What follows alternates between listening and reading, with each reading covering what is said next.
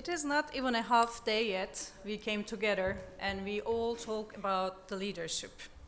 And I want to see the hands because I am one of them that each time when speaker talks and gives his experience and wisdom to us, my priorities changed. I'm like, oh, now I need to also think about it. Now I need to also prioritize that. Who are the same with me, in the same situation with me?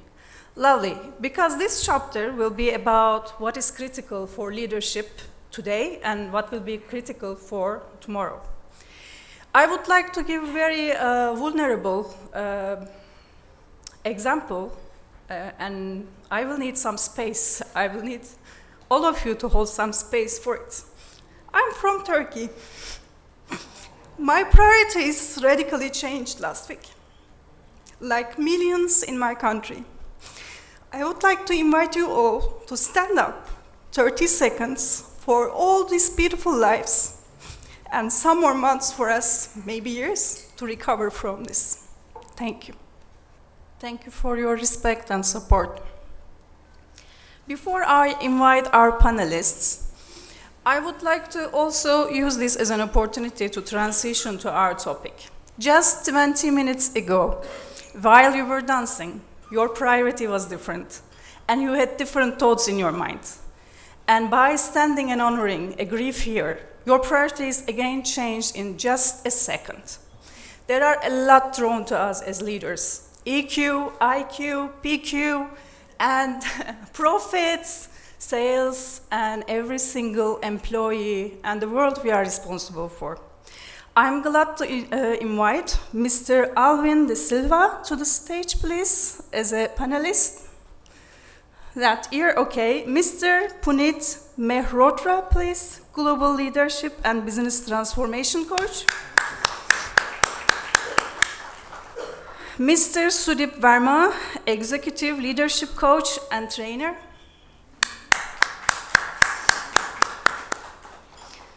Mr. Tejas Shyam, Entrepreneurship Coach and Founder. Thank you very much.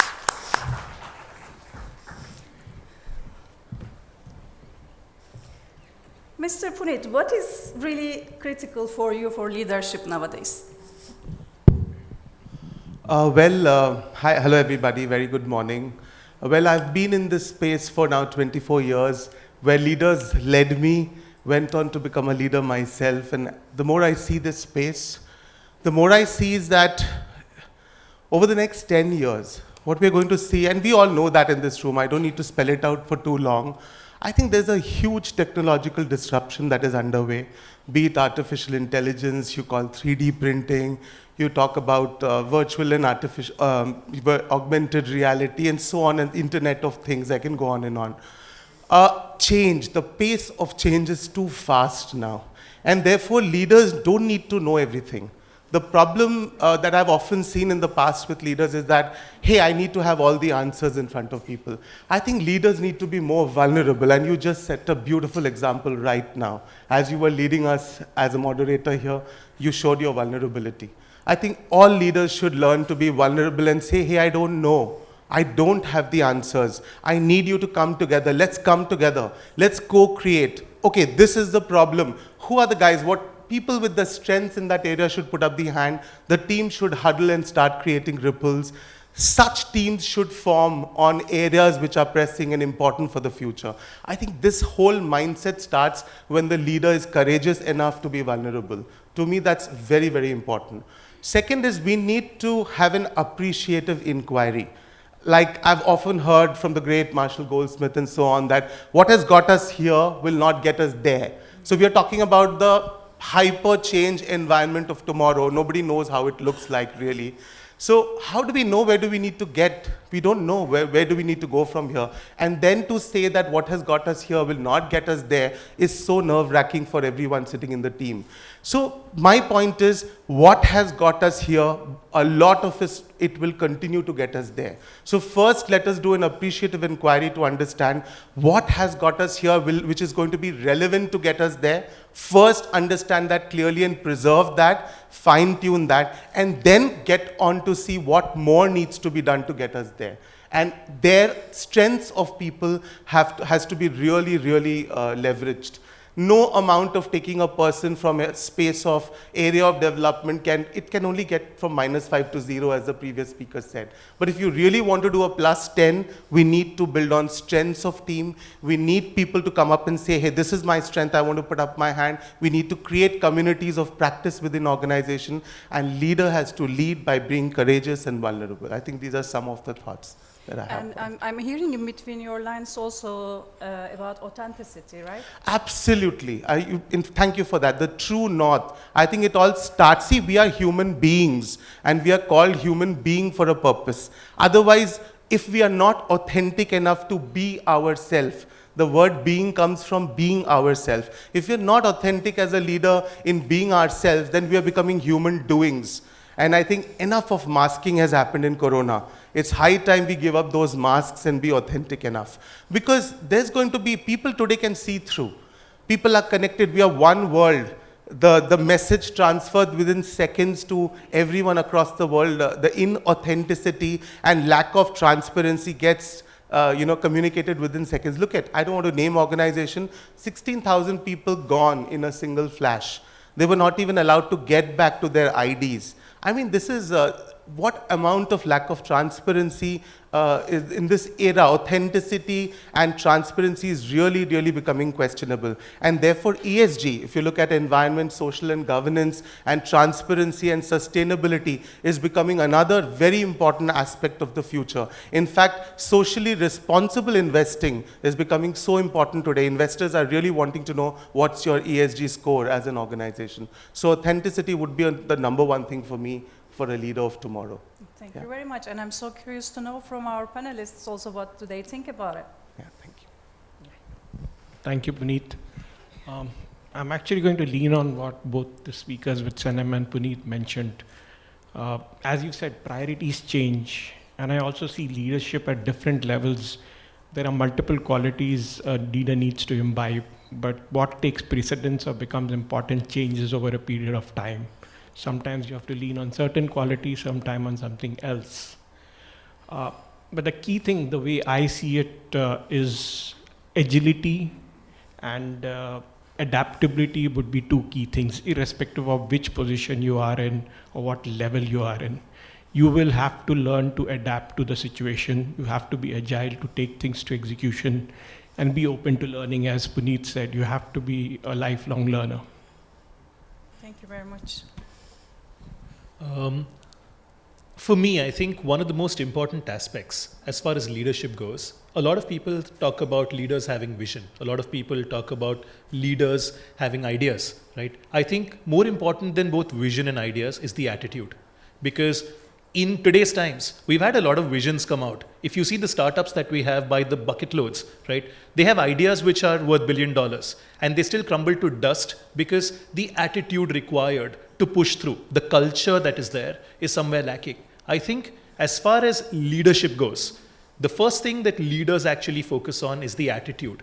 And the attitude, when I say attitude, I don't mean it in the negative sense. I think attitude has two key components, right? One is how you believe in yourself and your team, and what do you do to push the team forward, right? The different ways in which you push your team forward. So like he mentioned, there's agility there. There are a lot of different aspects that come in terms of inclusiveness. There is a lot of adaptability that comes in, the ability to pivot whenever things get a little difficult. You need to make those hard decisions, right? But the other aspect of attitude is also the attitude of gratitude. I think somewhere within companies, when we talk about attitude, I have noticed this as a coach, the seniors tend to get at times a little overpowering, a little overbearing. There is a slight toxicity that starts creeping in when there is a hierarchy which is in place. And I think that is a disabler for a lot of organizations, right? What typically tends to happen is a senior pulls weight saying, I'm your senior. And because of that, it tends to become that, look, you will do what I tell you because you're under me. I think somewhere, this is a huge disabler for the leaders of tomorrow, because if you do not respect people in their roles and allow them to grow, if you want to impose your ideas on your juniors and create those artificial bottlenecks, as I call them, it's not just you who are going to suffer as a leader because people are not going to respect you. It's also the organization that's going to suffer, because at the end of the day, you are choking the entire enablement pipeline. And I think as a leadership goes in an organization, enablement of the future is very, very important for any organization. Thank you very much. And when we combine all of them together, vulnerability, we talk about agility, we talk about authenticity, and what I'm noticing is we spent really many years just being left brain operated. It was all about intellect, and it was all about the skills you have, the certificates you have, the universities you studied. But now what is emerging is how human you are, which kind of qualities really you have, what are you valuing, what is your purpose, and how are you embracing it as a whole being. So my takeaway from the conversation was about really being authentic and really living for your values and showing it to your organization. And let's not forget, leadership is not only about organization or countries, it is also about our communities, our families, so it will start from there. I would like to open space for you. What is your priority as a leader nowadays, and what do you feel like it is emerging? And your questions, of course, for our leaders, from leaders to leaders. Let's open the space. My question is on the leadership for tomorrow. I see myself getting a challenge on leadership where I'm leading the artificial intelligence and the people, and the younger generation is now more led by the technology more than the people, and yet what we are talking about is vulnerability and human-to-human connection, and that's where we need to go back to the basics. And I struggle as to how are we going to bring them back to the basics? How are we going to do that? Because that's the only way out, the way I also see it. Okay, so I'm going to take that question. I think it's a very pertinent question, and this is a question that a lot of people have, right? With the influx of technology and the rapid pace of technology change, traditional roles as we see it are evolving, and very rapidly so. There is a danger in people's minds, perception-wise, that traditional roles become redundant, and therefore they try and adapt themselves to technology, they align themselves there, and that's where the human-to-human touches, if I can understand you correct, is sort of getting eroded a little at a time, right? I think as far as technology is concerned, there is no denying the fact that technology will continue to evolve, right? So if we are going to be in that frame where we say, hey, look, technology is changing, but why is it changing? That's not going to work. If you're going to tell the youth of tomorrow that, look, let's focus back on the basics, because I feel that's more important. I think today's youth, and I'm sure the young leaders here who are from B schools today as delegates would also agree, they would much rather look forward to what will come tomorrow than what has been yesterday. And I think that's the way we all think, right? So as far as technology goes, I think the way out here is not to be able to tell them, hey, look, let's go back to the basics, but to be able to spin the basics around even technology. Because remember, the basics in any kind of a building, whichever building structure you create, right, the foundation remains intact. It doesn't change. Yes, the type of foundation may change, but I think it's very important to get people back in a way that they're able to relate. Because today's youth, today's young leaders are very resistant to listening to what we call in Hindi as pravachan or gyan. Right? They do not like listening to people giving them advice because they feel they've got the same kind of advice from their premier B schools. They have their tags, they have their work experiences as well. And they start feeling that we are being intrusive. So I think somewhere as mentors, as guides, as seniors, it is our responsibility also to align ourselves to their thought process rather than get them to align to our thought process and try and work it from that angle rather than saying, hey, look, you know what, I was in this generation, these values were important, why don't you give them a try? You say, I'm in your generation, I think your values are important, but here's what I'm going to tell you about how my value set, about how my basics can also apply to you, and let's try and work on a better future together. So I have the privilege not only working with the corporate leaders, but I make it a point to go back to the younger leaders in the colleges. So I have done a lot of coaching work with TIS here, or yesterday, as recent as yesterday, I was at IIT BHU and talking to a bunch of IITians there, and they were again, something that you just said, I could see a slice of that in front of me. What I'm also seeing is that while there is so much of technology as an enabler, there is too much of information out there there's a lot of peer pressure, there's a lot of network and information overload, too much of, if I may call it, intellectual obesity, not necessarily transforming into any sort of wisdom all the time. And while they are very connected, they may still feel very lonely. So there is a need for all these people in the new generation to anchor within. So it's about, I'm a big believer of inside out transformation and not so much of outside in. Technology is great enabler, but it's all outside in. We are being loaded, bombarded.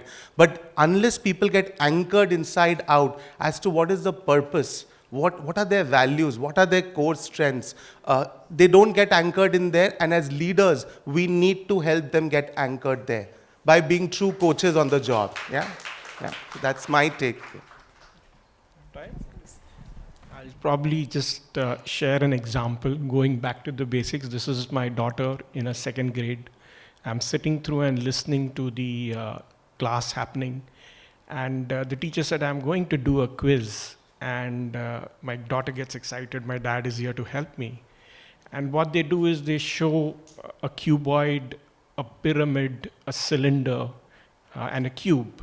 And my mind here sitting goes back to my school that the question which will come is, hey, what's the name of the shape? How many sides does it have? How many flat faces does it have? And I think that's been the trend throughout. But to my surprise, the questions were not that. The question which was asked was, which shape can you slide? Which shape can you stack? And which shape can you roll? I think that was a big learning for me. We are too obsessed with telling what to do and what it is. Technology will tell us which road to take. It's not going to tell us how to drive. Hi, I'm Priya. And a quick sum up from whatever we could just gather from the entire panel discussion and the point raised out here. I think it's only boils down to three things. Either side, be the young leader or the existing leader, we come from two different generations altogether. The first one is respect. The second one is acceptance, and the third one is adaptability on either sides. It's more about understanding where we stand, how we stand, and that should be a part of the expectation setting. I come from various organizations wherein I have led the young leaders from campus to corporate and to their success story after 18 months. The only thing that has to be fed in, right, for both the parties. It's also that the person who has been in the system for a long time has not gone to college in a long time. Okay, and the children today, or the students coming into a corporate today are far more equipped. Like you said, they're fed in a lot of information. How do we make it relevant for our day-to-day life and make life easy? The bottom line is we have an operational output that is affected there. How to make it easy and how to make it seamless is respect, accept, and adapt. That is the only mantra that actually worked. I thought I'll just share it with the forum. Thank you. Okay, hi, I'm Sri Lekha. And I think one of the biggest challenges I face as a leader is managing uncertainty. And that's the question to the panel and to all of you. Like you mentioned that, it's in the moment, a moment can change your priorities. So I want to just ask the panelists, what does one do as a leader to manage this? Yeah, please. It's one of my favorite areas of work because I deal a lot with this in my coaching practice as well. I think the relationship with change has to change. Classically, the relationship that we have all had with change is anxiety. While there's this great thought change is the only constant, nobody is really excited about changes coming their way at the pace at which it is coming now. So there is fair amount of anxiety, uncertainty, ambiguity, and very little help in the ecosystem for anybody to cope up with. To top it all, there's more psychological lack of safety from bosses and others sometimes.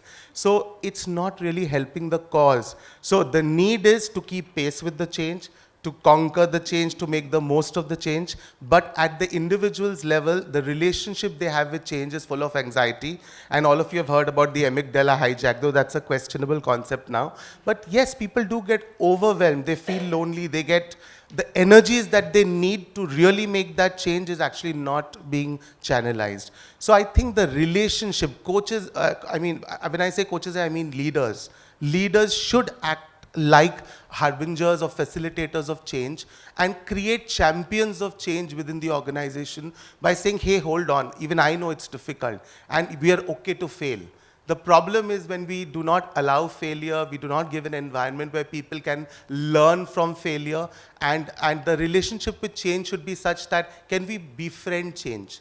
Can we all look forward to change? Can we thrive in change rather than strive in change? I think a lot of psychological safety, a lot of co-creation has to happen. It cannot be top-down on the ivory tower, have a strategic conversation and just roll it down. Like Dr. Albert Mehrabian has very beautifully said that only 7% of the meaning gets communicated by words. 93% gets communicated by tone of voice or body language.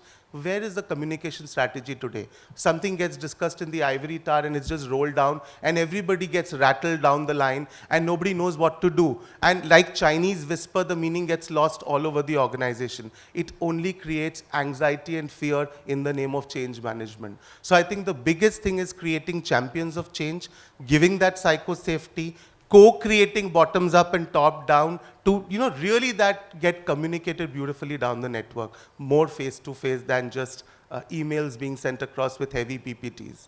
I think some of that I'd like to. Thanks. I'll probably use another analogy.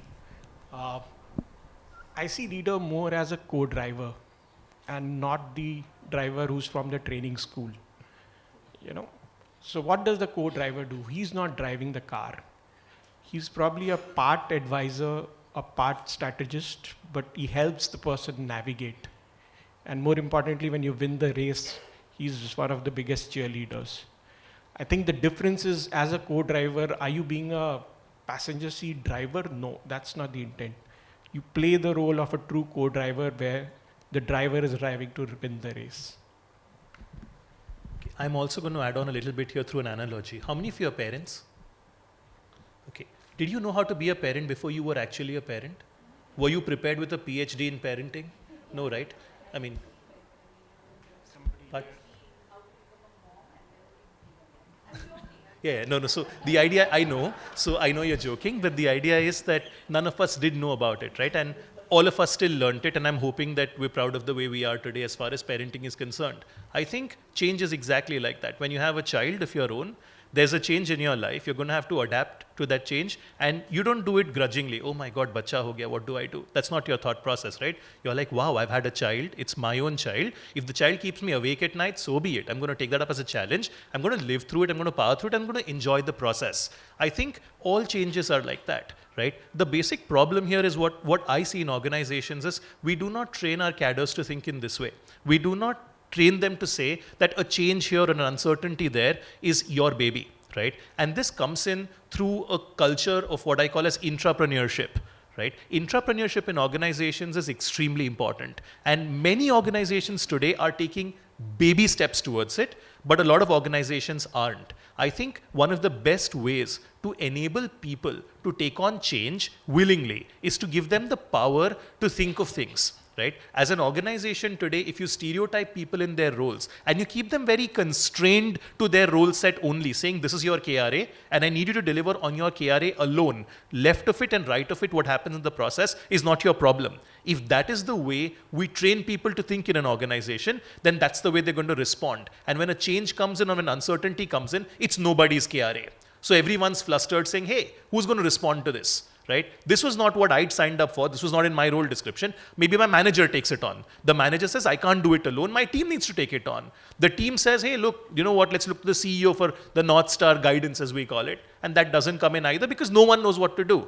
The best way to sort of offset this is to start giving them mini tasks to empower your teams to start thinking. Right? I mean, there can be different groups that you can create. Like you said, you can have champions of change within the organization. You can actually enable teams by allowing them to do small projects which they feel will incrementally change the way the organizations function for the better. In this way, you actually empower them to start thinking of solutions rather than troubleshooting problems. The way most organizations respond is, there is a challenge today. How do you cope with it? Right? What you actually start trying to do within an organization is, hey, let's try and think of problems that may come up in the future, and let's try and keep ourselves future-proof by constantly innovating. This innovation culture, I think, is very critical to be able to enable any kind of change management or uncertainty management. Thank you very much. We don't have any more time to take the questions, but since I catch 3 incredible colleagues of mine, I would like to ask also, because there are different learning ways, right? Some people ask questions, some people listen. For those who like to reflect on later on, can you give them just one question to just journal about, or maybe reflect on about the topic of future of leadership? One question from each, if we can take. Yes, please, for them to take away.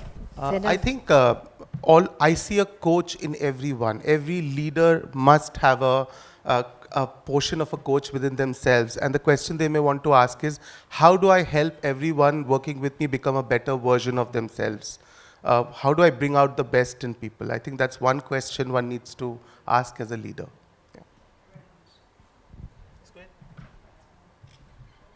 I'll probably go back to agility and adaptability. I'll just say start driving, even if you don't know whether you're on the right road, because a moving car is much easier to steer than a one which is not moving.